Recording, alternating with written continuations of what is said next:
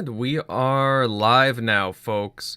What's going on, everyone, and welcome to the Xbox Roundtable Podcast. This is episode number 176, your one-stop spot on Sundays for Xbox talk and more from around the game industry.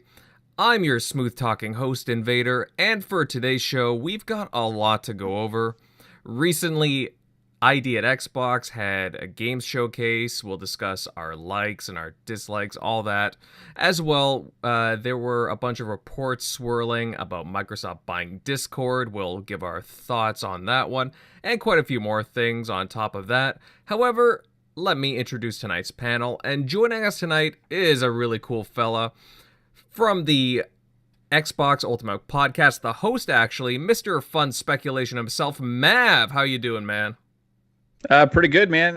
This is exciting to be here first time to be on TXR. This is one of the few shows I was familiar with before I started the whole podcasting thing, because you guys have been around for a while. And it's awesome to be able to talk to Centurion again, who's here right now.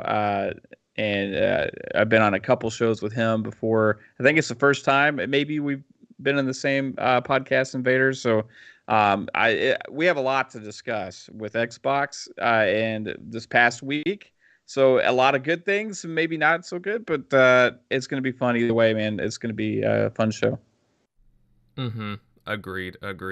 We're actually supposed to have Crispy Bomb on as well, but unfortunately due to a work schedule, he was not able to stop by, but we'll have him on sometime soon. Everybody loves the Crispy Bomb for sure. Now let's get on to the TXR crew, fellas, and who do we got here? Centurion, my friend. Hey, what's new and exciting? Oh, man, what is up, everybody? Thank you for joining us. Thank you to the one and only Mav. It is awesome to be chatting with you again. Great person to have conversations with and talk games, and just overall great person in the community. One of a kind show, in my opinion. I love the fact that he runs a podcast, him and his wife. I mean, name how many podcasts off the top of your head where it's literally husband and wife on the podcast. If I'm correct, she's your wife, right? Yep. Just making sure I'm here at the times. But I mean, dude, I think that's absolutely honest. It's kind of one of those things that it's like, I want to just preach more positivity in the community. So it's really awesome to see a show like yours. And here you're joining us for the first time here on TXR. It's what we do. We try to radiate positivity and a good time. Dude, speaking of a good time, what more could we ask for? Xbox is on fire. I wore a Fallout shirt today and went to the local Starbucks, and I had somebody literally stop and talk to me and start asking about the Bethesda deal. I am not making this up. People are talking about it. This person told me they are actually buying an Xbox because of this whole situation. Mm-hmm. And dude, the golden age has begun. Yes, it has. Certainly. Oh yeah, there's definitely a lot of things and a lot of excitement with all this. There's a lot of hype with Xbox right now. I can see in the chat already we got a lot of cool guys filing in here. Psychonauts, Reign of the Third Eye, Toolman, Pongsoul. Hey buddy, great to see you. Oh, we got Caitlin here. She's in the chat. Hey Caitlin. And what else? Who else? Lots of cool people for sure, back from the dead and so on. We still got all kinds of guys filing in here, Mr. Kima and so on. Shockley should be here soon. He's just running a few minutes late. Definitely getting in some birthday celebrations. Yeah, that's right. He's celebrating, I think, the big 3-4 today, if I'm not mistaken. And also, fellas, before we begin, just a little shameless plug that we are available on a wide variety of audio platforms, such as iHeartRadio, Spotify, Apple Podcasts, and many others. Certainly give us a search for your TXR on the go, because, hey, you know what? Options are a good thing, right, guys?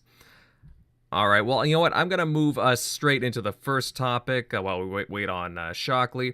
And let's see, a few days ago, ID at Xbox had their indie game showcase. They showed off a lot of games over a very lengthy period, to say the least. We saw a bunch of new titles, and some we had seen before, and a good portion of them are going to be heading straight into Xbox Game Pass. Day one, no less. That's pretty exciting. Now, I would love to get everyone's thoughts on the showcase. However, I'll start with our newcomer here, Mav. Mav, overall, did you check out the little indie stream that they had going on there? And if so, what did you think about it? Yeah, so I was lucky enough to be one of the guys that Boom had asked to do the live reactions of it. So got to do that on Boom show over on Double Barrel Gaming. Shout out to him. He's been super positive in promoting our podcast a lot. So everybody check out Double Barrel Gaming. Amazing people over there, especially Boom. But yeah, I got to watch the first hour and a half. Then I had to hit the road because I had to actually take my mom to the doctor. But I listened in the car, and also caught up with a lot of the other videos and stuff after. So the show itself, right? The best thing I can say is I don't really know who the format of the show was for, right? Like, I don't know who the audience is. It was like a cross, right? Because we're used to getting all these reveals and premieres and trailers in a certain format on a show.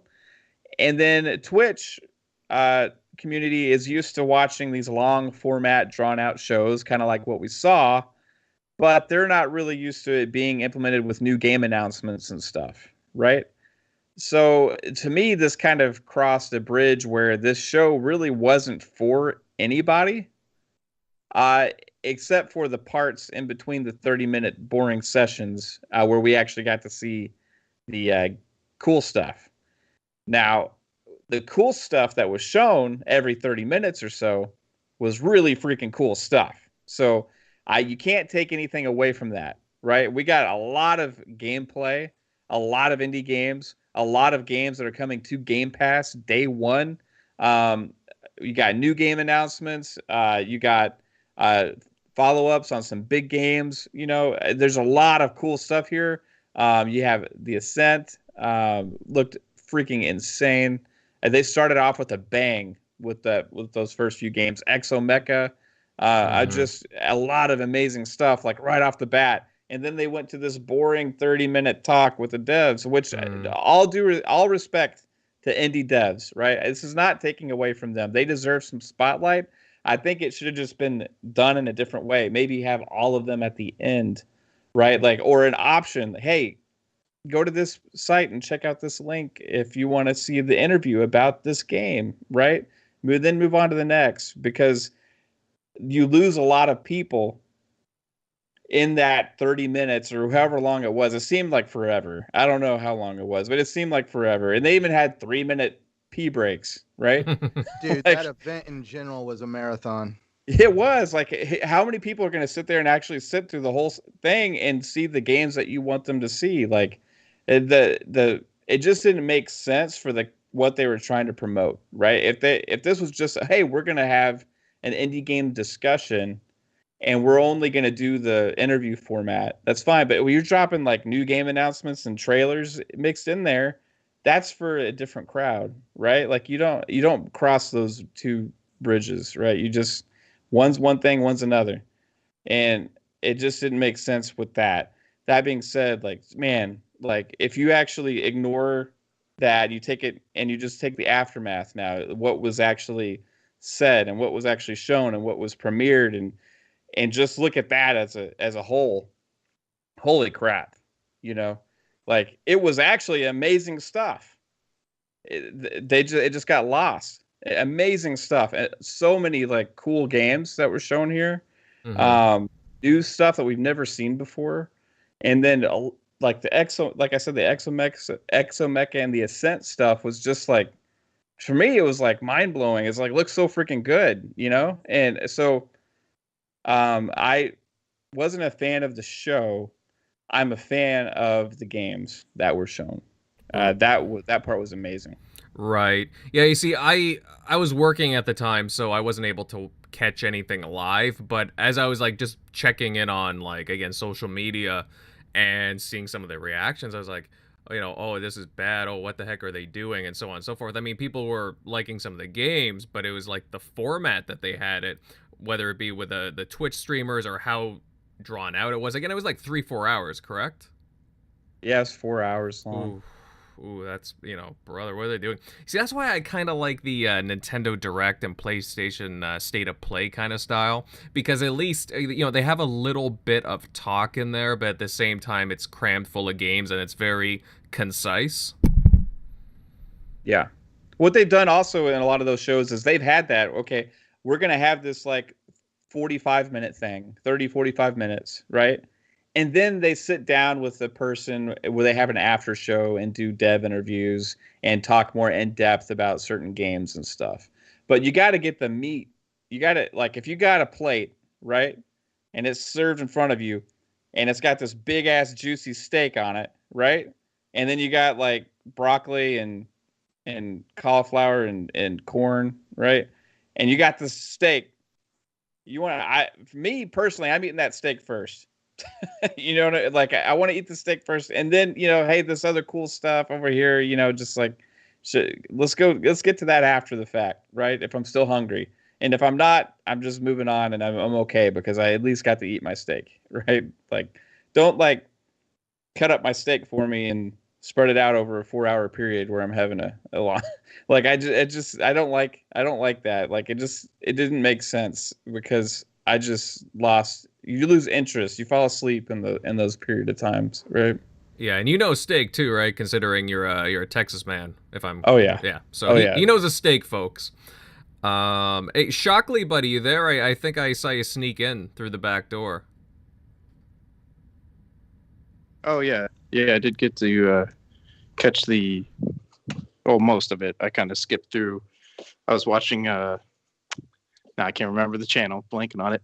But I was watching some of it. I kind of skipped through the parts with the devs. Luckily, I was a little bit behind, so I was kind of skipping through the parts with the streamers. But yeah, the Exo Mecha looked pretty good. It looked like it had a weird animation, like when you try to do like a stealth kill. Right. It just looked like that was like the weakest like stealth kill I've ever seen. If you remember that part of the trailer, just like, hey, I stabbed you in the chest. Okay, cool. It just looked like uneventful. But other than that, the rest of the Exo Mecha looked pretty cool. But yeah, the Ascent was probably the best one.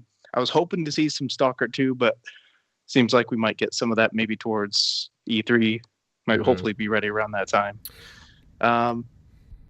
Let's see. I'm just trying to think of like one other. Did we see 12 minutes? Yes. It was at the end, I think. I think I missed that one. That was the one one of the ones I was looking for from the previous shows. I think I must have skipped through that one. But yeah, I think the Ascent, and I'm thinking of like one other one that I know is coming to Game Pass pretty soon. But I saw some of the ones look pretty cool. There's that Canadian fishing one that looked kind of like a cool, quirky. Oh, that might be up Invader's alley here, so maybe that'll be one of his favorites. But but yeah, I would say the Ascent. And I know there's some that they've already lined up, like Second Extinction, but I think that one's already lined up, and I think that's more of a that might be up in the indie, but I don't think I saw that in that trailer. So. Well, the fishing game is Moonglow Bay, and apparently that's exclusive too, from what I understand. They had the little Xbox exclusive tagline on there. It's definitely it's a cute little game. I see some people excited for that. Yeah, there's over like 15 games in there that they talked about that were day one in Game Pass. Some that I just written down off the top of my head.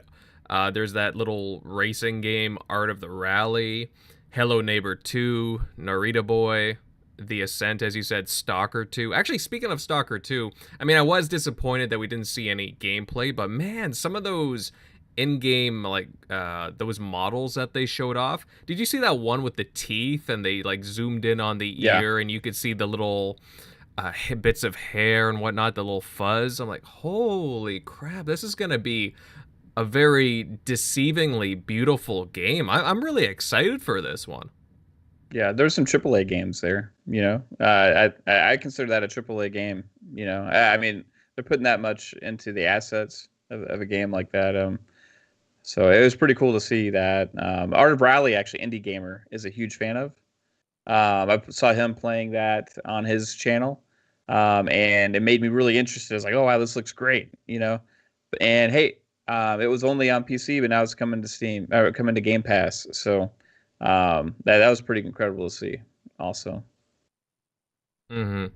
Yeah. Now, I mean, there's a lot to talk about. I'm curious about Centurion's reactions to this, his thoughts. Tell me, buddy, did you get to see any of this, or did you just kind of catch up like me?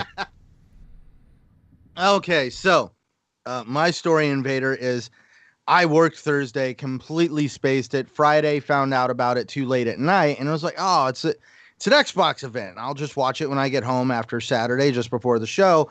And that's when I discovered it was like 3.5 hours, which was kind of like brain warping me because I was like, they have E3 and I didn't know it. 3.5 hours. And I started watching it. And that's when I realized that it was like almost in like podcast format.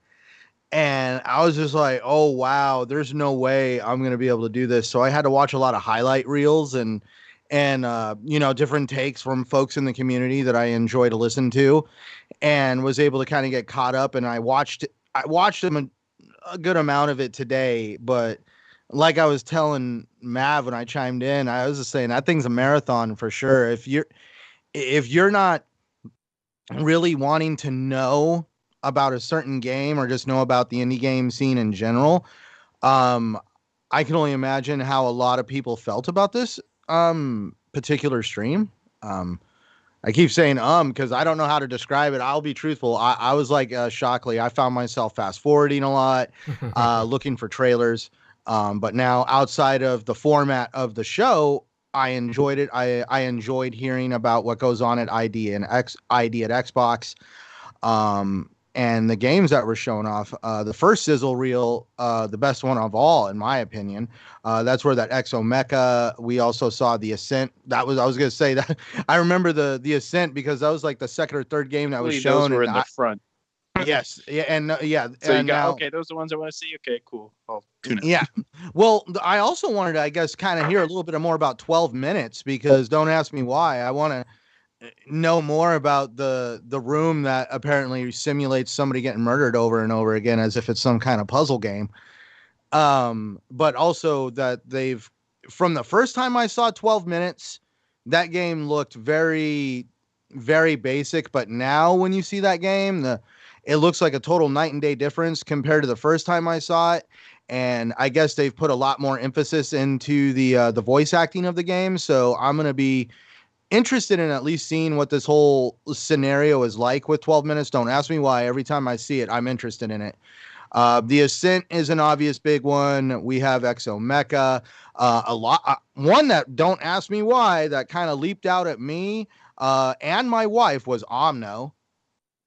Did anybody else remember Omno? Yeah, I think a lot of people that kind of jumped out too. And I'm just trying. Where's the other one? Holy cow, the Final Fantasy guys. I have it written down here on my phone. I mean, it was actually a decent enough. What's that like 2D scroller? Yeah, but I mean, it looked Astrea Ascending. Yes. Yeah. That game looks really freaking, really good. I've never wanted to play a game like that, but the art one style that was like a 2D Valhalla. Oh man, like a Viking one. That's Song of Iron. 2D. Oh, okay. Now, Yeah. I've heard Song of Iron is actually done by somebody here in the community. Yeah, he's an awesome guy. His name's Joe. He's been on lots of podcasts. I think actually he was on one possibly today, or he's on one tomorrow. I can't remember which one I saw. And yeah, he's promotes his game. He has a Twitch stream where he actually goes deep into dev stuff with that game. And that was at E3, I think, originally when it was shown in a sizzle reel, and it jumped out to people, right? And it's getting a lot of attention. I think it's really good. Another one that I think is kind of flying under the radar right now until it goes out. Now, correct me if I'm wrong on this, Shockley. I think this would be more of a game up your alley. Would be Octopath Traveler. That's out now. Yeah, I mean, I just bought that. Well, that's out, but I mean, like, I remember when it was on the Switch. I never played it on the Switch. Now all of a sudden it's on Xbox, and it's like, oh, hey, check that out. I might actually end up finding myself playing it. Mm-hmm. No, it looked like a cool game. I think it's on PC, and you can do ultra wide if you have a wide monitor. I saw some people in the community doing so. Yeah, definitely check it out on a PC Game Pass if you have it. I don't know, man. There's a lot of games on this whole event. I think there was like 60 games showing, 20 are going into Game Pass. Dude, if your backlog was not already long enough and you are thinking about exploring outside of your realm and wanting to dig into the indie scene, it's like your backlog just all of a sudden bursted at the seams. Mm-hmm. We got Italian Clowns here with the $5 super chat. Hey, Carlo, keep up the awesome, positive Xbox talk, guys. Thanks, buddy. I really appreciate it. Fellow Gamers United Guild member, thank you very much. We appreciate what you and the guys at Four Guys at Quarters do. Very awesome show. Guys, we might have our own little interview coming up in a couple of weeks. I haven't said anything yet, but we'll keep you posted. So we got some exciting things lined up with all this interview talk. I just thought I'd mention that. There was some good stuff during the show. Second Extinction, I know that was mentioned because we did get some release dates here. And Second Extinction, it launches into Game Preview and Game Pass on April 28th. So actually exactly a month away. So that's pretty exciting. For Any of you guys interested in joining me on that? I'm definitely gonna play it. Yeah. I mean, I'm downloading it day one. I want to check it out. Mm-hmm. Yeah. No, I you know what? That's a game we've never gotten. So. Yeah, right. We haven't got a Turok game. We haven't. There's a few different games we haven't gotten, but no, it looks pretty cool. I'll definitely give it a download and check it out. I mean, who doesn't like dinosaurs, big guns, and some co-op action, right? So. Right, but I'm also like that's one of the beauties of the whole indie scene is we see a lot of new concepts, a lot of new styles, a lot of new game mechanics come out of games, out of the whole indie developer community. And one of the things I'm interested about Second Extinction is, I guess, the way to keep you on your toes, because you play those battle royale games where you get those guys that know every nook and cranny of that map, and you really don't want to go against those guys. The nice thing is about Second Extinction is that the map has some kind of like dynamic leveling. In other words, it's split into regions, and just because one region was easy peasy one time you went in, it could be insanity the next time you go in that region, because the difficulties change on the regions. Interesting. Very cool. Very cool. Is it a procedural? I don't know. I guess it's one of those things where, I guess from what I'm reading is there is an online server element to it. So if there's a lot of players in the area and there's a lot of action and a lot of people are running missions in that particular region, it'll start dialing up the difficulty in that region because there's more people there. So therefore it's going to want to increase the amount of activity there, versus over doing a mission in an area that a lot of people, there's not a whole lot of activity. So you're going to be able to go in and kind of get your mission done and have very little resistance, unless by some chance you're doing a mission that requires a certain dinosaur or something like that. I've been watching stuff online, and it gets pretty chaotic pretty quick. I mean, like I like the fact that there's different variants of the dinosaurs that have different abilities, different ways of attack. And from the way it looks, they're going to be adding more of them. This is just game preview. If you actually go onto their website, they have a ton of resources right now showing people what they've already pumped into the game. They have a roadmap on what they're going to do. And it looks like this is just the beginning. And what I'm seeing already is like a crack to my eyes. Mm-hmm.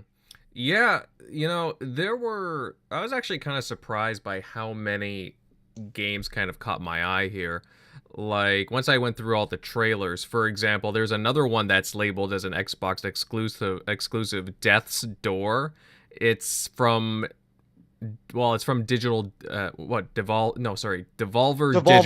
That's correct. And it's a top-down action game. It's the one with the crow with the sword, and it's like going crazy and whatnot, kind of. And I don't know, it just looks pretty cool with the art style and the action. Oh, it seems up my alley. Just going through just this list here. There's again a massive list of games here. It's really cool. It's unfortunate though, because again, just the way that they had the event structured, it didn't seem like they were doing the best job that they could. If there was a little bit more structure to it, I think it would have been a little more successful. But yeah, after like 3-4 hours, I mean, they must have known that, a lot of people wouldn't be able to retain all this information and just all these long talks. So just kind of yeah, weird. They should definitely take a note from Nintendo for the game parts, for the gameplay. Do it like a Nintendo Direct where it's just on to the next game, real, game after game. And then if you're going to have the dev talk or anybody else talking, that's when you do kind of like how Nintendo does with like the Treehouse. They'll do that after it. So if you don't want to stay for that, you already saw all the games that were in a quick, short bit. And then if you want to watch the dev stuff, cool. They're going to talk to the devs one by one. Right. Yeah. No, absolutely, Shockley. Make a good point there. And that's the thing. Like, again, when I was going on about structure, I think that it would be to their best interest to do it like that, to take some notes from Nintendo or even from Sony too, with the way that they do like a state of play or something. But still, again, there were a whole bunch of cool games listed up there. I would have liked to have seen more release dates too. And also there were some games that were absent. For example, I was hoping to learn more about Scorn, as I know you were, Centurion, but it looks like they're going to be saving that one. Dude, for real. I'm going to say that's it's been shown at E3 so many times. I really see that one popping up at E3. Mm-hmm. The last time we saw Scorn was the first stream of Jeff Keighley's Summer of Gaming, and Microsoft did it. They launched that whole thing with actually a small E3 for indies only. And I'm wondering if they're going to do that again this year, where they kind of split it up as here's the E3 for indies, and here is like the main E3 for Xbox, and then we're probably going to get one for Bethesda too. What did the dev make that's making Scorn? What did they make before that? This is their first game, I think. Oh, it is? Oh, okay. I was going to say, I think this whole thing is a Kickstarter game at first. Oh, okay. Yeah, Scorn has been Scorn, if I am right, has been kickstarted and crowdfunded. Crazy. Man, so one thing that's just like a big takeaway though is the 22 games day one Game Pass, right? I mean, that's pretty big takeaway from this. I mean, there's a list here: Art of Rally, Astria Ascending, Backbone, Boyfriend Dungeon, Craftopia, Dead Static Drive, Edge of Eternity, Hello Neighbor 2, Library of Ruina, Little Witch in the Woods, Moon Goblay, Narita Boy, Nobody Saved the World. That one was really cool. Omno, Recompile, Sable, She Dreams Elsewhere, Stalker 2, The Ascent, Undungeon, Way to the Woods, and Wild at Heart. Wild at Heart also looked really cool. It's just like, that just proves, I mean, these are third-party games, most of them, right? All right, all of them, I think. Is there any there that are first-party? I don't think any of them are. So no, I don't think so. We're talking about, people saying, "Oh, it's not just Xbox games launching day one." We saw this quite a bit, like this past year where we had Carry On, a hit. You had Spiritfarer, you had more of this, but this is going to be an ongoing trend. It's just going to get more and more and more, and this is just the indie games, right? We're already proven we're also getting AAA third-party games now with like Outriders, right? So, man, like day one Game Pass is for real, right? And it's just gonna grow even more. That's the biggest takeaway here for me, is just seeing that diversity of games in the Game Pass library that are going to be new games. So oh yeah, I'm playing games that I never would have thought I'd get a chance to, just because of the availability in Game Pass. So, yeah, I totally understand what you mean, brother. And yeah, there are some other omissions too, I think there. Some people in the chat are saying the Gunk, Bright Memory Infinite. We might see those later on, although I think there might be exclusivity deals with those ones. Also, I haven't seen any mention of this, the Cuphead DLC, the Delicious Last Course. I thought we might have heard something about it, seen it there. I know that it was delayed by the developer. They've been having some issues with, again, like with every other what every other developer has been going through at the moment. But I'm just kind of bummed because we heard about that game, I believe, at E3, or sorry, that DLC at E3 2018. And they've just been so silent about it. We haven't seen anything, so I'm kind of concerned there. I would love to see more of that because I'm really big on Cuphead. But otherwise, I don't know, guys. I really, despite the length and how this showcase turned out, there were a lot of cool games announced, and some of the ones that we've seen before. So my takeaway is, hey, we saw some cool games, right? So, I'd rather not be the one complaining. It's not like we didn't, it's not like it was really dry by any means. It's just, a little elongated for a lot of people's taste. So hopefully they learn from this. All right, fellas, I think on that note, we're going to migrate over to our next topic. And for the last couple of weeks, guys, we've been hearing rumblings of Microsoft looking into acquiring Discord. And there seems to be a lot of meat to this, as a few outlets are confirming that not only are they talking, but it's in advanced stages, no less. Now, guys, this would be a pretty big purchase and have implications for Xbox. Now, if any one of you would like to chime in, that's no problem here. We're going to leave this one open. What do you guys think about all this chatter? Could we be seeing Microsoft buying Discord sometime soon? I'll hop in on this one first real quick and just say yes. This is, in my opinion, right up Microsoft's alley. This is something that they can obviously turn into some form of a free version and a subscription-based version. We already know that because there is actually something called like a Discord boost or whatever. Discord Nitro. And this was actually a perk that at one time Microsoft was giving you for free as part of your Game Pass Ultimate subscription. So we've already seen Microsoft, in my opinion, probably testing the waters on the interest on Discord. In my opinion, again, this is something I feel Microsoft should really sit down, figure out how to integrate into Xbox, and actually create a system that could almost rival the original Google Hangouts. Something where you can go in, get a podcast going, get a game going with some friends and stream it wherever you want. We all know that Microsoft is not going to be one of those companies where they're not going to try to create a product that's not flexible.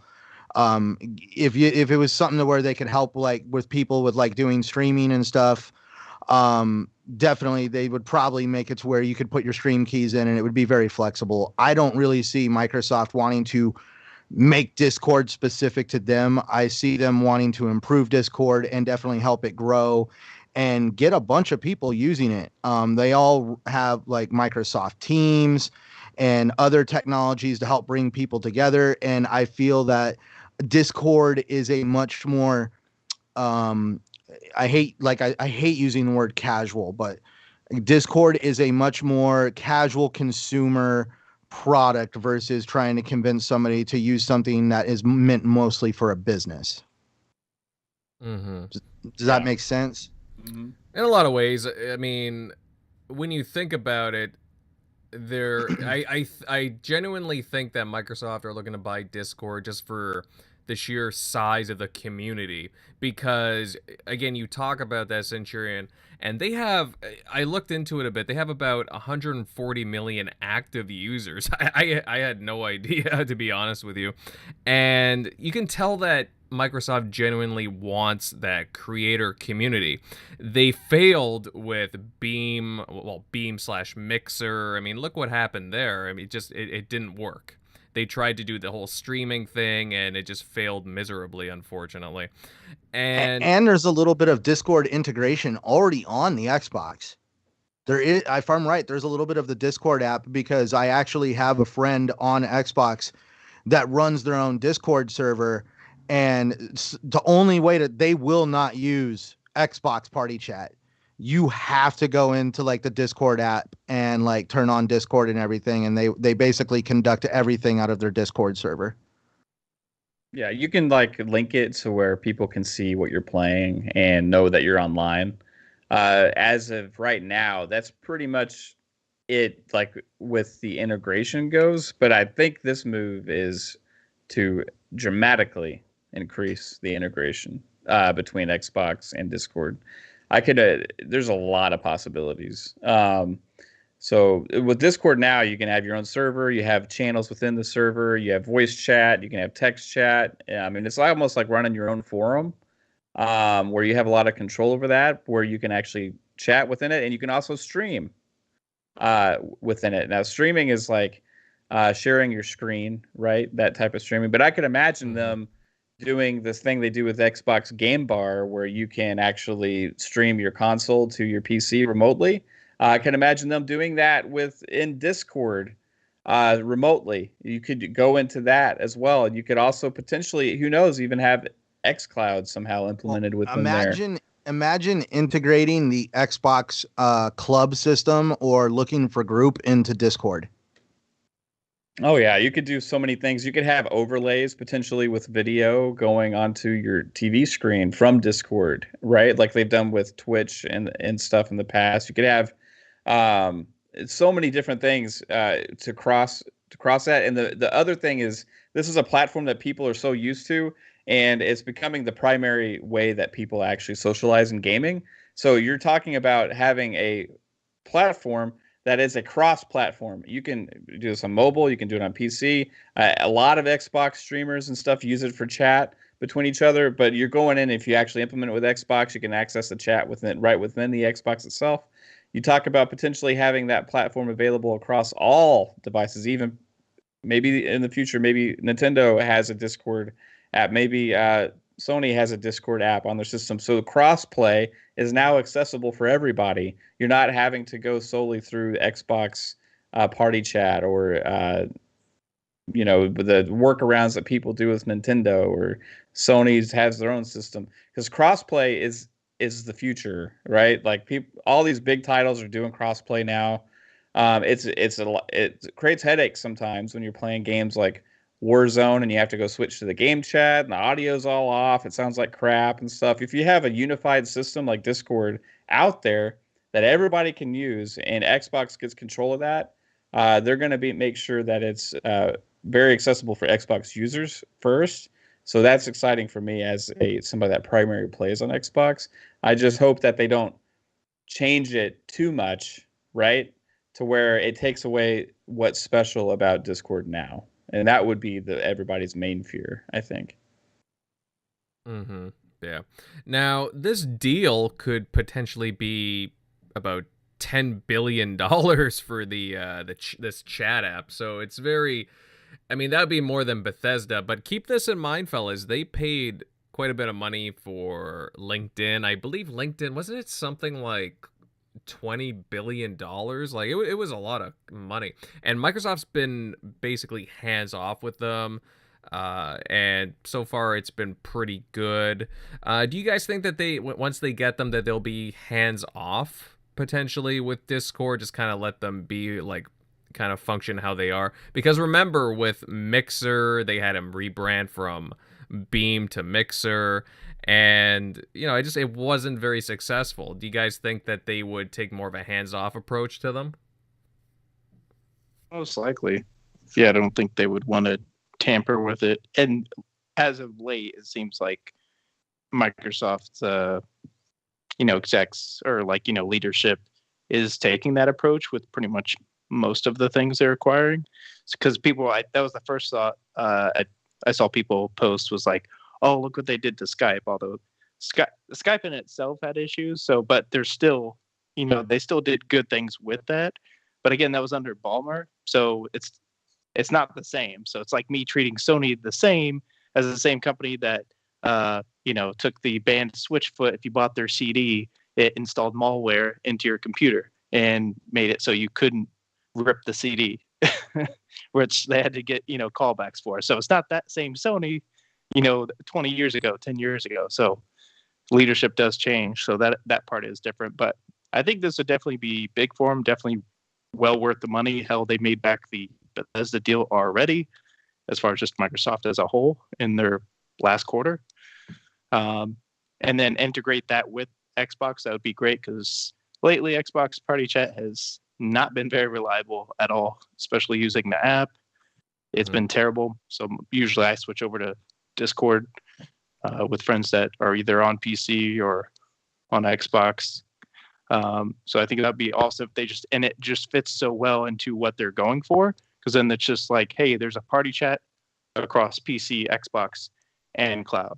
So you can just be all on Discord, which just kind of encompasses everybody, on the same platform. So it fits their MO perfectly. So definitely up their alley. And I hear it was Discord coming to them, wanting to be bought. So that's what I was hearing on Incognito or Lord Cognito, sorry, on Iron Lord's podcast. We're talking about today was actually them approaching Microsoft, looking to be bought. Yeah. I got another thought on this, guys, too. It's just like, as we're talking, like, it's just like I'm thinking about it, right? Okay, so you already have, like, how many you said? 140 million Discord users? Something like that, yeah. Active, keep in mind, monthly active users. Okay, so there's been rumors about the Xbox potentially down the road getting rid of, any kind of multiplayer paywall, right? They're already testing to make sure to get rid of the party chat paywall. You got the debranding of Xbox Live, where it's now Xbox Network, right? So if you all of a sudden incorporate Discord, you could have people log into Xbox through Discord. All of a sudden, you have 140 new Xbox users immediately, as Xbox is no longer just about the console, it's about the cloud, it's about the platform. You integrate the sign-in process of Discord, Xbox is all one thing. So people sign into Discord, at that point, they're an Xbox user, right? You're growing your user base dramatically, automatically, just like that. You can advertise Game Pass through Discord, xCloud through Discord, to all the people that are now in that Xbox family, right? So there could be motivations here like that as well. Yeah, no, it's definitely going to be interesting to see what happens with this, because it sounds, judging from the articles that I've been reading and just the general chat going around, it seems like this deal is, again, pretty advanced, and we could be hearing something, well, relatively soon, maybe in a month or so. I wouldn't be surprised if we heard something at, like, well, I won't say E3 obviously, but maybe even like before a June event, maybe May. Like it sounds like this is just around the corner, guys. So again, they could have another big acquisition on their hands soon. It's very exciting. What do we got here? Oh, Dirt Griggity with the $5 super chat. What's up, fellas? Good to see my boy Mav on the show. Mav, you getting around the podcast scene, haven't you? Yeah, Dirt's awesome, man. They have a really fun show there.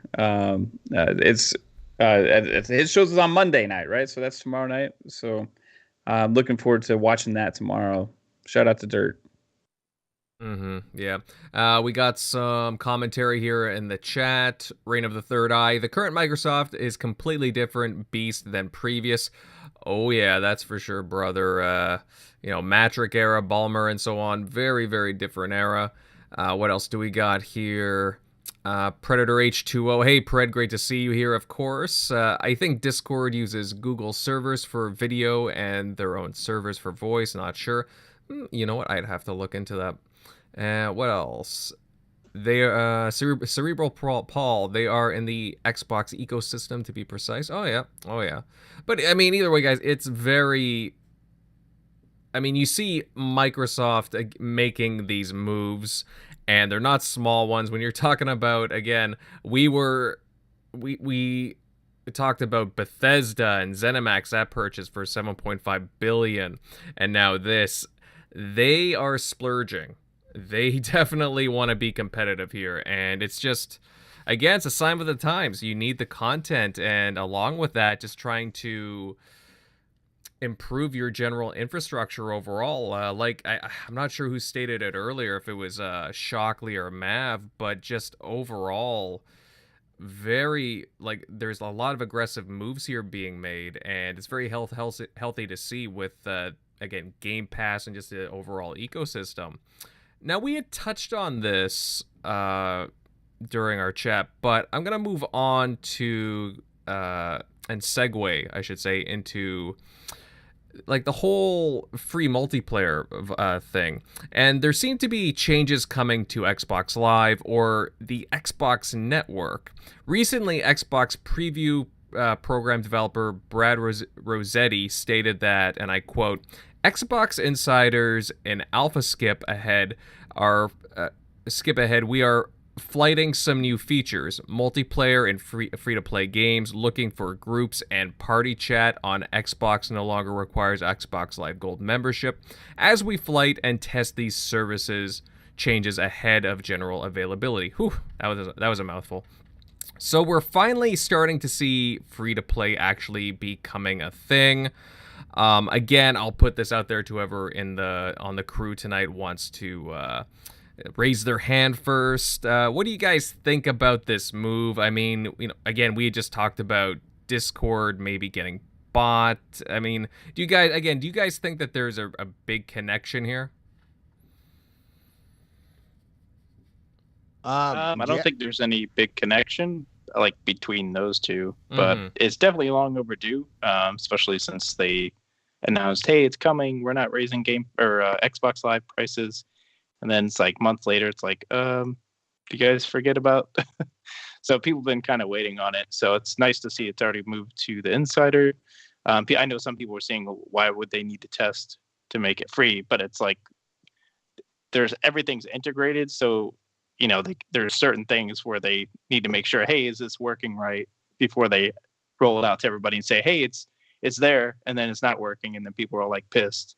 So that's why they do that whole insider program. But long overdue. I know back in the day when you had to have Xbox Live Gold to order pizza through your Xbox, which is weird. But so now everybody's pretty much on an even playing field. Other than the only thing I would say is PSN missing those free cloud saves. Otherwise, they'd be pretty much equal at that point. So. Yeah, totally. Now, what do you guys think about the whole rebranding of the network? Is that just, I mean, obviously if they're changing all the multiplayer side of things, I mean, they're going to have to rebrand some things, right?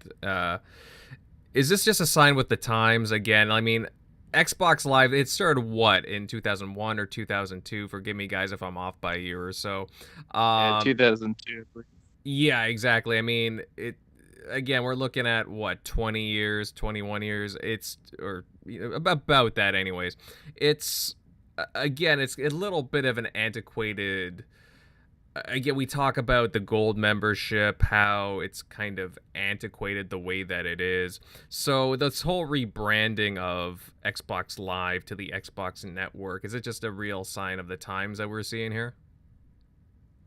So we got to interview Jez Corden like the day after that on Four Guys with Quarters, and he had some really interesting thoughts because he kind of had changed the way I was thinking about it at the time. Where I was thinking, okay, hey, Xbox Network, it just means they're going big. Xbox Network is like so many different things. You could be anything. It's more than just live, which is just like going online. Which you don't need America Online anymore and things like that. It's just like you go, the network and the internet's always available, right? That's kind of, I think, where they were going with that. But for Jez, what he said was it's more of a debranding, like you said, it kind of a sign of the times. It's like network has had a little N, right? It wasn't like a big N. It wasn't a capital N on an Xbox Network, like a brand name. It was more of a descriptive term. Network as in just what it is, right? So it's more of just getting rid of the word live. And maybe that helps for some of the other moves that are making, like we just talked about the party chat thing, not being behind the paywall, free-to-play games not being behind the paywall, all that stuff. I think that's the first step in this transition that we're seeing. And overall, I think you're just going to sign into Xbox. You're going to be online, and you're going to be able to play at some point all multiplayer games. And it just makes more sense because the more you have access to, the more things you can buy, right? So I think that the way games have gone, I think it is kind of antiquated now. They need to get those Game Pass subscriptions up still a little bit. I mean, they're still it's booming. And they're on the right track with all this. So the more subscriptions we get there, that's when you're going to start seeing more of this stuff happening, right? Until there's just live, which has already been debranded, just doesn't exist, right? Mm-hmm. Right. Oh, we got If I may? Oh yeah, 1 sec, Centurion. We got Snakewood here with the $5 super chat. Thank you very much, Snakewood. Here is to a great stream, guys, and shout out to Mav. Mav, you are one popular fella. Dang. Yeah, Snakewood's awesome too, man. He hangs out in our streams and our chats. Shout out, man. What's up? Yeah, totally. Thanks, Snakewood. All right, go ahead, Centurion.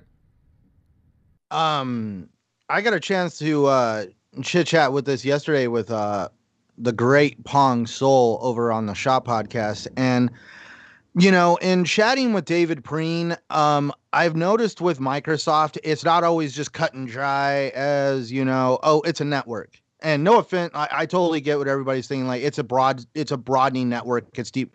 I actually like how you're saying they're kind of debranding it. Because if we look at Xbox Live was at its time, its name. It was a live. You were playing live with other people. At the time of its name, its conception, that was like amazing to us. It was like, dude, we no longer have to invite all our friends over per se to play online, or we don't have to play on the same TV. We can invite all these people over. We had LAN parties. Eventually it grew into online multiplayer, and the rest is history. But I feel like talking with David Preen and hearing some of the mottos that some of the executives follow, and just kind of how Phil Spencer looks at wanting gaming to be all inclusive. And that I guess the idea with Microsoft and gaming right now is to include everybody. I mean, they are still the only hardware manufacturer, the actual gaming hardware manufacturer that builds an actual physical console that also puts a portion of its development team to developing hardware for people with disabilities. Big thing, the what's the called again? The big controller with the discs on it. Invader. Is that I think the adaptive controller? The adaptive controller, I believe it's called. Right. Yes. Exactly. So we could see Microsoft's inclusiveness already, and just how they conduct themselves and how they view their ecosystem differently. They've always had this big thing with exclusives on how they want to share their exclusives with their entire ecosystem and not just lock them down on one device in their portfolio. With the concept of the network is, if you look at it, we go on Xbox every single day and we make connections with people we've never met before from all over the world. And I feel like it's more than just the term. They see it as more of a way to network yourself with other people, play games you love. You even have the ability to have party chats, to watch movies with some of these people. At one point in time, Microsoft actually had a thing where you could use your avatar to actually, like a movie theater, and watch movies with people. I really see Microsoft really pushing the idea of their ecosystem, and how their ecosystem, in my opinion, is a one-of-a-kind ecosystem, just like PlayStation's, just like Nintendo's. Xbox has really found their niche, and I really feel that they are now kind of embracing it with this whole network idea, because they are looking to put out products like xCloud, and they're just wanting to make this ecosystem extremely massive. So at this point, it's going from just being a live service to being an actual living, breathing network where people come and go every single day from all walks of life. Call me cheesy. What kind of cheese though? Havarti cheese, Monterey Jack. What, how do you feel about that? See, I like that exotic stuff that you got to go see the dude in the special corner of the supermarket that has all the wood boards and just waits for people to come and get cheese. Right. I'm a pecorino cheese guy myself, but I'm a little bit of a name. I like Munster. I'm a little bit of a cheese enthusiast, but hey, that's me. But you put your pinky up when you eat it? No, that I do not. How many cheese fans in the chat? Let's get cheesy here. All right. Let's see. Graphic Jay's got a question. How do you guys feel about the opinion going around that Microsoft can't actually be competitive or innovative, so they just buy what they need, like a spoiled kid? I don't like that. Actually, I don't like that when it comes to a whole bunch of the companies, whether it be Microsoft, Sony, Nintendo.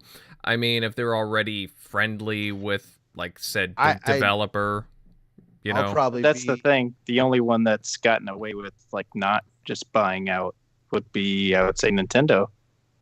Because Sony bought most of their studios, except for, like, Sony, maybe, like, Sony Santa Monica and Polyphony Digital. But other than that, they bought all those other ones. So I wanted to just challenge him and tell me how Sony's been innovative in the first place.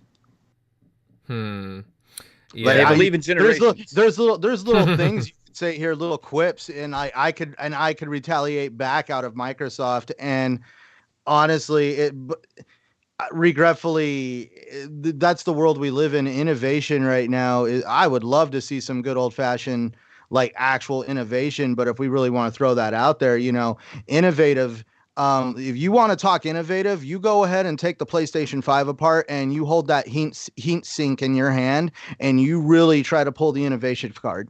Obviously, Microsoft is innovative when it comes to hardware development. That's why nobody can hold a flame to the things that are inside the Series X right now. And to prove that, all you have to do is go watch a 2-minute video and watch somebody from Japan pull out a heat sink that looks like it belongs in a Flash Gordon novel. Yeah. And also, like, there's a benefit to all of these creators to have been left alone and not part of, like, Microsoft to begin with, right? So, like, and they're gonna, because of how many they're acquiring and all of this stuff, I think they're gonna have to kind of leave it like that, where these places are gonna pretty much run independently on Microsoft's dime, right? Because you can't micromanage that many studios; it's just impossible, right? So you have like Bethesda coming in. It's like all of this creativity from them doesn't go away just because they're bought by Microsoft. And how about all the years they put together, all of those things they've developed, all the engines they make, that's all they created it, right? It's still the same people, it doesn't change. I just want to add on with, dude, people want to say Microsoft is not innovative. Innovative is when a console company is whooping your ass and you have just flipped the script, and now the owner of said console company is losing sleep at night over 2 words: Game Pass. That dude has lost a lot of content on his console over Game Pass. People keep comparing the PlayStation to Game Pass with basically they keep asking PlayStation, what's their answer for Game Pass? PlayStation doesn't want to answer Game Pass. They're being backed into a corner. Tell me how that is not innovation. That is manipulating the market to fit your needs. In my opinion, that is very innovative. Yeah. You know what Sony did to innovate this generation with their games? They jacked the price up $10. That's innovative. Well, and if you think about it, when they came in, like, they wouldn't have been competitive. Like, they lucked out so hard that Nintendo was like, hey, we're sticking with cartridge. Cool. You're losing Square. You could have, like, so Sony wouldn't have had Square. And then you had the other maker that actually, Sega Saturn, that actually went with CDs, decided to, like, hey, we're going to just, like, half make it an amazing 2D console. And yeah, I can do some 3D, but good luck trying to figure that shit out. So you had both of the juggernauts in the market totally just implode on each other. And hey, Sony just steps in. Hey, developers, hey, just use CDs. Hey, you don't have to, have a master's degree in rocket science to try to figure this one out, like the Sega Saturn. And you can actually fit your game on our CDs, unlike with the N64. So they just, by nature, they had so many exclusives just off that alone. They didn't have they barely, I don't even think they had a studio. Maybe they had like 1 and 2 internal studios they started, but like they didn't have like Naughty Dog back then. They signed them on as like a newer dev, but they weren't like first party yet. But again, they got all of that shit from, just the other two just totally just destroying each other. So if you think about it, they wouldn't even have been competitive. They probably would have had to buy, use some of their leverage as a Sony as a company to actually start buying, kind of like Microsoft did. They came in, when Nintendo was still a good name, even though it coming off the N64, and then you had the juggernaut Sony. Them coming in, they had to buy, hey, Bungie, you want to join us? Cool. That way you don't have to be a Mac exclusive, and who knows where that would have gone. But like they bought some studios because that's what you're going to have to do at that point. It's too far in. The ends are too big. If you're going to come in, you're going to have to splash some cash. You can't just like, hey, we're going to slowly build up and maybe we'll be competitive. No, you're going to get run out of town and not going to make it. No one's going to buy your console. Yeah. Some wise words there, Shockley. I see some people in the chat agreeing with you for sure, as well as Centurion. Yeah, I mean, I just think it's overblown, Jay, personally. Like, it's all about content, and of course you're going to acquire studios with that, or not just studios too, but other companies too that are going to, again, just help, bring awareness or just help you on whatever ends that you need to rectify that you're not doing so well in. Again, Microsoft looking like they're going to buy Discord, it makes a lot of sense. They're I just wanted to add on what you said, Invader. I feel like Microsoft, this has been a long time coming. This has been something that Microsoft has been building. When they first built their Xbox Live Network, they didn't want to be first out of the gates. They wanted to create a good product. We all see what's happening to the network of the ecosystem that was first out of the gates, PlayStation, the difficulties they're having in changing just their names alone. And I feel Microsoft, the difference in Matra, and I've noticed it when it comes to money, when you compare games over at Xbox compared to PlayStation, PlayStation really loves those bangers. They love that fast money. They love hitting the lottery. Hey, we knocked one out of the park, 90 Metacritic. We're about to make X amount of $1 million this year because we hit another 90 Metacritic with a game. Microsoft loves that slow drip feed effect. They love making that money slowly over time, that kind of money that an investor or somebody can set their watch to and know exactly how much they're growing the company by every little bit every year. And that's why it's a slow drip feed effect. We've seen Microsoft slowly building their network, and now all of a sudden they could potentially have one of the best gaming networks known right now. We're seeing this in their studios. They almost stumbled there for a while, but now they're definitely back in line and knowing the direction they want to go with gaming. Dude, I feel that Microsoft has been planning this for a long time, and they've had a few ducks in a row. Yes, they've had a few trip stumbles and a few things go wrong, but no matter what, they've kind of had a slow direction that they've stuck to. And I really feel that we're about to start seeing the fruits of all of that over the next few years. Well, I mean, things were looking kind of grim a few years back, but again, Phil, he went to Satya and was like, hey, we can do this, this, and that, just to summarize what happened. And lo and behold, he convinced them that, yeah, there is something to Xbox. There's a reason why Microsoft should invest in this division. And lo and behold, look, they've been, Game Pass subscriptions have been doing very well. The brand awareness seems to be skyrocketing at the moment. You look at all the acquisitions, and now they're in a spot where they're going to have all this exclusive content from some of the smaller studios they got to some of the larger ones, and even again they bought friggin' Bethesda, for crying out loud. So I think again with this Discord, or well, this possible, again, it's not official just yet, but this possible Discord acquisition, it means big things, a lot of big things.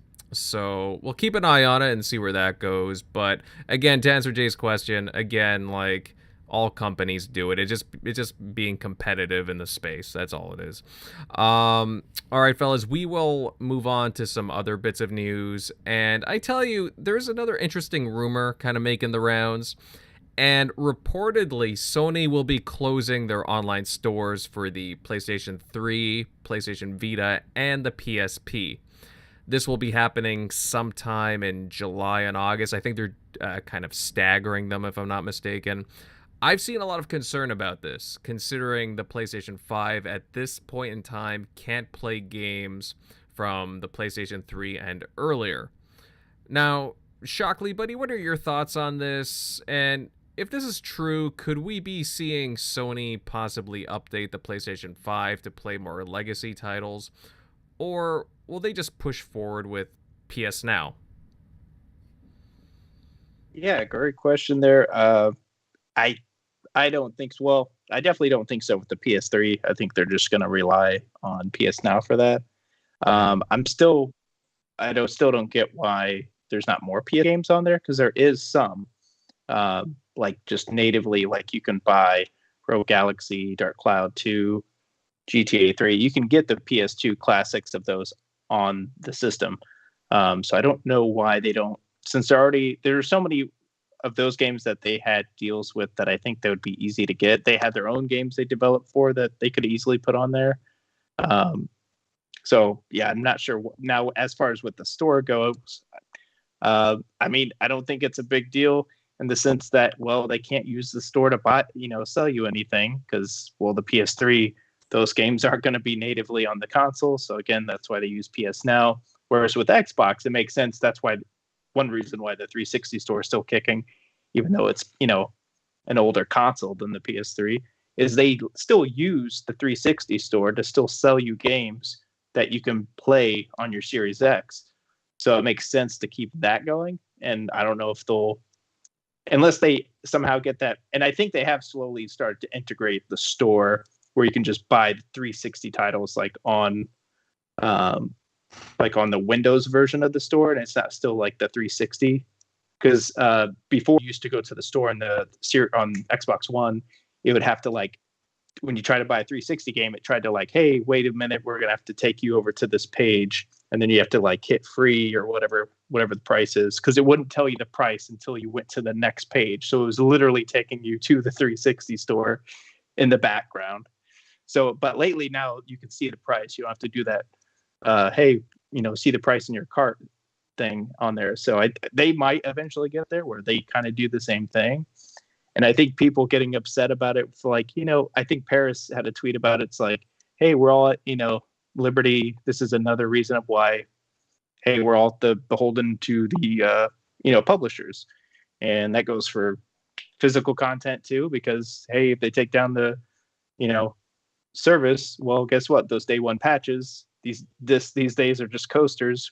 Developers use that extra time to finish polishing in the game. So there goes that. But in most instances, you can back up your games. So if you got a Switch, you can literally back up those games to your hard drive. If Nintendo Switch takes down Nintendo's store like they did with the Wii U, guess what? You got all those games saved on a hard drive on your PC. So they're not gone. So I think people are kind of scared with that. People think they're taking these games with them to the afterlife. Like, let's be real here. But I don't think it's that, big to get up in arms about. But get into retro gaming, hey, it'd be great if they put the PS3 games on there. But since they're not, well, there's no reason for them to keep it open. So, well, that's the problem, though, right? I mean, yeah, you're right. I mean, there is no PS3 games on there. Hard to develop console. now they can't figure it out either. So that's, they keep saying they believe in generations, right? And they're proving it, right? Not only we're not going to have backwards compatibility, at some point we're also going to take the ability for you to download your old games away from you on your previous systems. It's a stark contrast to what Xbox is doing, where they're not only still selling those old games in the Xbox store on the newest device, where those games are also getting enhancements, right? Auto HDR, FPS boost on some games, and just like all these different things are doing to make the games more worth buying, and also adding value to things you bought years ago. That's the problem. I mean, that's why one reason I still wanted to get a Series X over. I'm going to upgrade my PC eventually when you could possibly get a 3080. But that's another great reason is auto HDR. If you play, literally go play, pop in Dead Space and turn on that auto HDR, and I have pictures of it. It's night and day. Makes that game look way better. So it's pretty sweet deal. It's with digital storefronts. I just have an issue with like the whole concept of that. Like they have a responsibility. Like if I buy something digitally, like a movie, a piece of music, an app on an iPhone, right? Like at some point, like if you say that you can't have access to it anymore, right? You bought it digitally, and I own it, but it should be playable on the newer device that you've released in the same ecosystem. And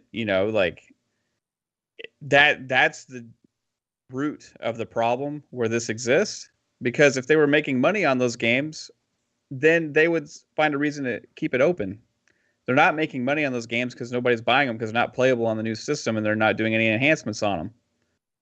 So, we've seen Xbox go the complete opposite direction here with this. And that's something that I don't understand personally why there's not more of an outcry for. Like, imagine getting buying a bunch of movies or something, right? And then you get a new TV. Oh, this TV isn't capable of playing your old movies. You know what I mean? We're done with the physical format. That was the limits there. Digital doesn't have those restrictions. That's the benefit. That's the core benefit of digital. And it's up for me to preserve the value of things you buy because it's digital. You have a responsibility of a platform holder to make sure that the people in your ecosystem have access to that as long as they stay in that ecosystem. And PlayStation doesn't believe in that. They're in, people buy more physical games, more probably in a percentage wise, I would say, probably on PlayStation than they do on Xbox, because maybe for some of these reasons. So, but digital purchases, it would suck if, let's say, your house gets struck by lightning and you lose your PlayStations, right? You lose, or whatever, like you lose everything on the hard drive. You can't re-download it. That's those consoles are all eventually going to die. We believe in generations, like you said, like you said in the chat too. I've always found that such a cringe moment when I read that, like what Jim Ryan said, because it's like the funny thing about it is he said it like right after Phil's line of like, hey, guess what? We're going to make a dig and like, hey, we believe in those generational transitions and we're going to show you some games. Cool. And then later in November, oh, you found out Miles Morales and Horizon Zero Dawn. Well, I guess they're not transitioning to next gen only. You can still get those on the PS4. So it kind of just negates everything you said. Yeah, and also some of those are going to be eventually make their way to PC as well. And well, yeah, it was just such weird messaging, and then just going back on it. And I mean, even some of his comments too about Game Pass and whatnot. Like, I think they're going to be treading backwards with a lot of what he said, because I think they are interested in getting their own Game Pass service going in sometime in the near future. They're going to have to. Just imagine the value gap that's just going to keep growing. It's just $70 per game. That's big exclusive versus part of the subscription. And that's just only going to keep compounding itself as Xbox has all these releases. It's the gap is only going to grow as far as what the value is on one platform versus the other. And people like money. People like to keep their money in their pockets, right? So if they've already experienced it too, like with Death Stranding, Like they're pumping in tons of investment for that. And then when that doesn't hit, that's where that AAA traditional games as we know it, that's where that's a big risk. Now, if you had, hey, guess what? You have PS Now, or, say it had like up to 18 million subscribers, and they got their hands on Death Stranding day one, they'd probably give it a try, even though, because before that they were like, hey, this looks like a FedEx packaging simulator. But they probably would have gave that, should have tried, because it looked crazy, crazy and weird and just quirky. But they would have tried it out just to see, let's see what this is about. And then that would have got way better, or at least way more players, invested in the ecosystem playing it and giving it a try versus what happened. Oh, totally. And guys, did you see this too? Now there was I guess there's something going on with PS Now for $1. Remember how many people were always saying about Xbox, oh, they can give away Game Pass for $1 with all these little discounts that they have every now and then, and it's like, oh, Game Pass is nothing. And now you see Sony doing it, PlayStation doing it with PS Now for $1, this limited time offer, and it's like, come on, guys. It just, like, it's so petty when we talk about these things, but, both companies are going to do it eventually. It's so weird. One thing, too, I got to bring up is there was a timely and interesting patent that popped up and it's called Method and Apparatus for Awarding Trophies. Now, what's that, you ask? Well, it's basically rewarding trophies for emulated games. So, again, with this patent here, I mean, don't get me wrong, not all patents go through, obviously, but I mean, could we see some kind of game emulation possibly come to PlayStation in the near future? Maybe. It's just, I can't see Sony just shutting down their stores when backwards compatibility is such a popular request in this day and age. I mean, that or Microsoft just really spoils us with backwards compatibility for the options. Like, I don't know. They just can't figure out that PS3. Like, that thing is a conundrum to themselves. Like, they cannot get that. Otherwise, I think they would. Because, man, those PS3 games, I was trying to play, because I was like, man, I want to see. I think it was because my fight stick for a second wasn't working on my 360. I was waiting for a new one. And I was like, well, it works on my PS5 that I can run PS Now on and play Mortal Kombat 9. But man, that game looked rough versus me running it on my 360. Like, it looked just visually pretty bad, and the colors were distorted. And I'm like, this is awful for the streaming part, at least for the PS3 games. It's not worth it. No, absolutely understand. And I don't know if you guys have noticed recently, but there's even been some articles popping up on some big gaming websites saying that Sony has a responsibility to preserve gaming history. And you would think with a company that's had, again, a longer legacy than Xbox, obviously, not as much as Microsoft, but okay, as the Xbox brand in the gaming space. And again, they've had some pretty quality titles, and some of their titles are family well-known names, and you would think that they would want to, again, preserve what they have with some kind of backwards compatibility and so on. So I just find it weird. I find it really weird that they would do this. So yeah, it's not just PlayStation that's guilty of that, though. It's also Nintendo. So just putting that out there. So they're not the only ones that have this backwards compatibility issue going on with their system and their storefronts. And keep this in mind, guys. I'm not trying to pick on like PlayStation or Sony or anything like that, but I do think that it would be a great thing for PlayStation consumers to have that ability. And yeah, Nintendo are quite the special case. That's for sure. They have a lot of catching up to do. I mean, sure, some of their exclusive games sell like gangbusters. They do really well, but man, are they missing the mark on a lot, whether it be online. It's still funny that you can play more PS2 games on the Series X than you can the PS5 with 2 emulation.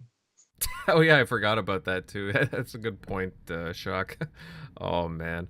Either way, guys, I would love to see some kind of emulation or backwards compatibility running on the PS5, because again, if this ends up being true, yeah, it would suck. It would suck for PlayStation, like, those guys who haven't migrated over. Still don't know. You might still be able to download them, even though you just might not be able to access and I hope so. Purchases, yeah, so.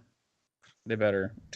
That's what the hacking seems for. If you have a Vita and you don't have that thing hacked, what are you doing? Because that memory card is super small, unless you had the almost $100 64 gig card from Sony. So hack that shit. It's super easy. And guess what? You can just download straight from the store. It's super easy. It's awesome. Mm-hmm. No, absolutely, my friend. Okay, fellas, I think on that note, we'll head over to our last topic for the night. And recently, Xbox announced 2 new special edition controllers. One is the Electric Volt, which has I'll just plainly say it, a Mountain Dew color to it. It's like a limey green. And the other one is the Daystrike Camo Special Edition that has, well, as the name implies, camo covering it. It looks pretty sharp, in my opinion. I've seen some excitement for these, and they're limited in stock at the moment. Centurion Buddy, what do you think of these latest additions to the Xbox accessories family? All right. Sorry, I had to take myself off mute.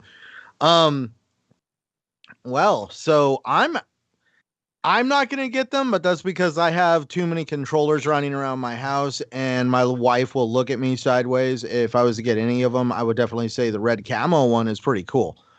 Now forgive me, you may have mentioned it, but did you mention they were made out of like post-consumer grade plastic? No, not yet. I was going to bring that up. Okay. But no, you're right, though. Go right ahead. So that was something that I thought was really cool. Obviously, I can only imagine who kind of helped kind of push that forward to kind of try to do. This is probably Microsoft looking at wanting to explore the concept of making controllers out of recycled plastic versus new plastic. David Preen always, when he talked about making the Elite 2 controller, the Elite 1, they talked about the difference between using a rechargeable and an unrechargeable battery, and his main thing was a photo that he had of a dumpster full of batteries. So I know that technology is a big issue when it comes to basically throwing it away. We take things for granted. We throw things in the trash and we never see them again. But disposing of these electronics is actually a big deal. And the fact that Microsoft is actually exploring ways to start trying to create some of these products out of post-consumer grade, recycled plastic, it opens the doors to potentially looking at stuff we can do with these things. So we're not just kind of like filling the earth full of controllers, batteries, and stuff like that. And this definitely, also another example to show you is this could also cut down on the cost of a controller. This could be another way of containing the cost of a controller rather than, the cost of goods going up and we now have to charge X amount of dollars for a controller. Now you're using a recycled product, which sometimes can actually help you save money in the construction of a product. So, man, I guess for somebody from my point of view on a manufacturing standpoint, it's really cool that they're actually doing stuff like that. As a consumer, they were talking about how the lime green one, or the Mountain Dew color, as you say, was supposed to be more of like that athletic. They wanted it to be like, those poppy yellow colors that you see on a lot of athletic shoes. And then obviously the red camo, man, the red camo on that thing looks really awesome. And what's absolutely really cool is if you kind of scroll down from where you see these on the Microsoft Store, or there's also matching outfits to go with these controllers. There's like almost like a tracksuit of some kind for the red camoed one, and then there's like a pair of shorts and a t-shirt for the yellow version of the controller. So I kind of like what Microsoft's doing. It's different. Definitely putting a little bit more of a marketing scheme out there rather than you know, kind of instead of putting it on television everywhere else, they're going to try putting it on us consumers and letting us word of mouth show it to the rest of the world. Mm-hmm. Yeah. Now, the Daystrike camo one, it's a bit different. I think it costs a few bucks more, and it's updated with the texture grips that are on the triggers. They're also on the bumpers. What do you guys think about that? Because I think I mentioned it too, that I would have liked to have seen those originally on like the Xbox Series X controllers when they launched. So I mean, I think that's pretty cool because I don't know about you guys in the chat, everybody listening in, but I really enjoy those textured grips on the controller. So I don't know, I like them. Are they going all the way around the trigger, or are they just doing the fronts like on the Elite 2? Well, they're on the trigger, but they're also on the bumpers, is what I'm saying. Oh, so they're also great. Oh, wow. I thought they were. I didn't know. I thought it was just the trigger. So they're going on to the bumpers too. Yeah. I must have missed that. That's cool. You see that? That's kind of like one of those things where Microsoft wants to put it on a limited number of controllers and hear the feedback on how many people bought the controller for that specific feature.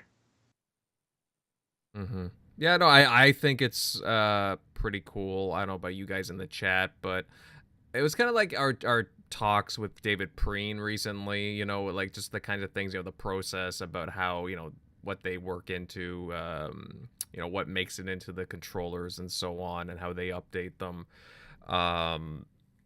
Like, I really enjoyed the Xbox One feature with the rumble triggers, but not too many devs used it. However, something like this, though, like, I don't know about you guys, my hands, they kind of, I mean, they fit the controllers well, but on the bumpers, they kind of, like, they won't slide off, but they don't have much of a firm grip. But with those, that textured grip along the bumpers, like, I don't know, I think I'd be a little more comfortable with those. So, either way, I mean, that's pretty cool.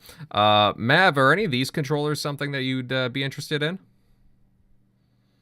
And I'm not really, I like controllers a lot, and these are cool that they exist because there are people that are going to like these colors, but these colors don't really do anything for me personally. They look pretty cool. One looks like a tennis ball and the other one it looks like a red camo. So if I was to pick one, I'd pick the red camo, but overall it's just cool that they're still keep coming out with these customizable controllers. I think we're going to see the Xbox Design Lab come back at some point soon too with the Series X stuff, and I think that's going to go to another level when they do that, because everything they've been doing lately has been at another level, right? So we'll see when that comes out. That's what I'm really hyped for. But as far as the those, they look pretty cool. I got the Shock Blue one, at launch, and that's like I will always probably use that until it craps out because I love that controller. Just it's made for me. I call it the Sonic the Hedgehog controller, but yeah, pretty much. It's my color blue, and I got a couple other custom ones. I got a Design Lab and a white one that says Mav on it. I got some other cool stuff, but as far as those two, I'm not gonna get either one of those unless all my controllers die and I need to go buy a controller. Then I'll probably get one. All right. Well, either that or Caitlin bugs you for one. Yeah, I don't think she's probably not into those either. She doesn't play tennis, and the red camo is pretty cool. She might like that one. I don't know. I have to ask. All right, because she may want a new controller. Go ahead, Shockley.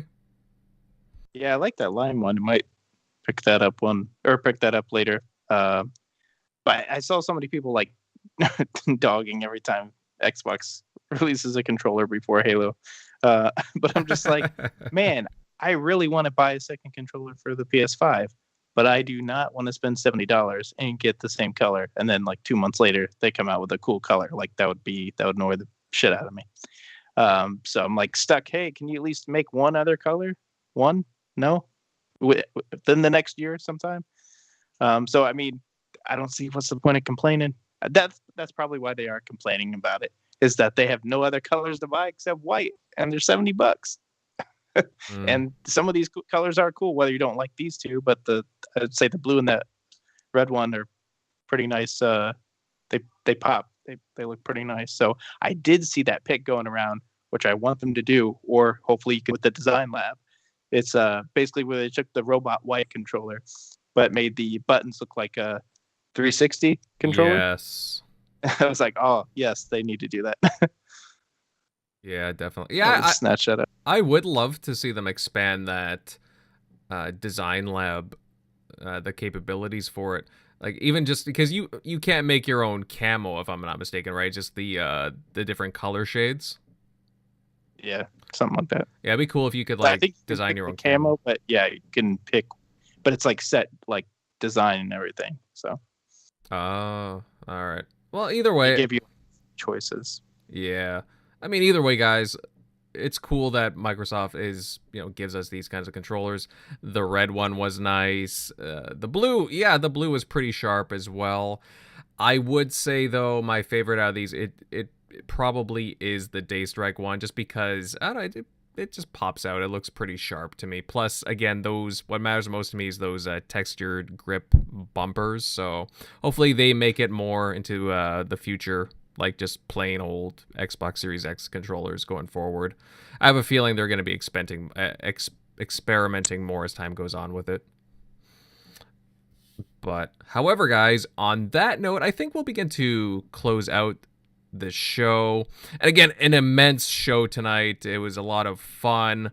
We talked a lot about the ID at Xbox show, Microsoft seemingly buying Discord, and hey, all kinds of other stuff. Now, a huge shout out to the chat tonight. You guys have been very active, and I always love seeing all the banter going on with you guys. Other Zinc, Infinite, Reign of the Third Eye, Big Blue Ravens. I know 108 Dragons was in here earlier. Predator, Graphic God, Black Card, Snakewood, Dirk Griggity, Nine Lives, Fastback, so many others, guys, countless. We really appreciate you guys tuning in.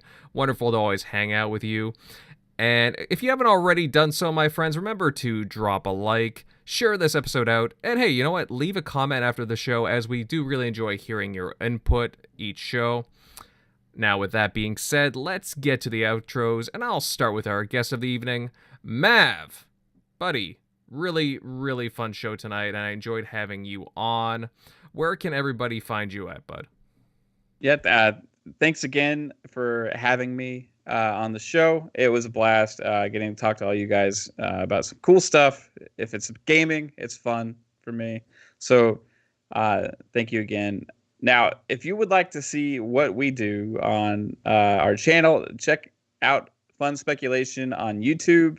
Also on Twitter, you can find Fun Speculation. Now, we have a podcast that comes on Friday nights. It's called Xbox Ultimate on the YouTube channel. And we have my wife is on there, Caitlin, as well as Assassin Lupa, Psychonauts, Pong Soul, 3-Bit, on Twitter as the VGHD, and Lady AF. We just have a lot of fun, talk gaming, also talk Xbox. Also, Fun Pop, which is a movie and TV show podcast where we talk about comics, Marvel, DC, lots of fun stuff, pop culture stuff. It's a lot of fun. We have 3-Bit and Psychonauts on there. And did I say Psychonauts on Xbox Ultimate? I need to make sure I include him on that as well. So a lot of fun, guys. Come and check us out. And I hope to see you there. We and also streaming. I also do that on the YouTube channel. I just got done playing some Octopath Traveler, and after this is over, me and my wife are going to play some more of It Takes Two. So check that out. Nice. Yeah, I gotta check out that game. It's fun, man. It's good. Yeah, that studio does good stuff. All right, fellas, moving on to the TXR crew, and I'll start off with Centurion. But hey, good stuff as always. Where can everybody follow your content? Well, thank you, Invader, and thank you, Mav, for being here. Thank you, everybody, for being in the chat. For those interested who want to find me, you can always find me on YouTube, of course, at Centurion1307. You can also locate me on Twitter and Xbox Live at Centurion1307. You can also find me here every Sunday night on the TXR Podcast, and you can also find me every Saturday night on the Shop Podcast with Mr. PTK Blam. All right, you heard him, guys. Check out his stuff.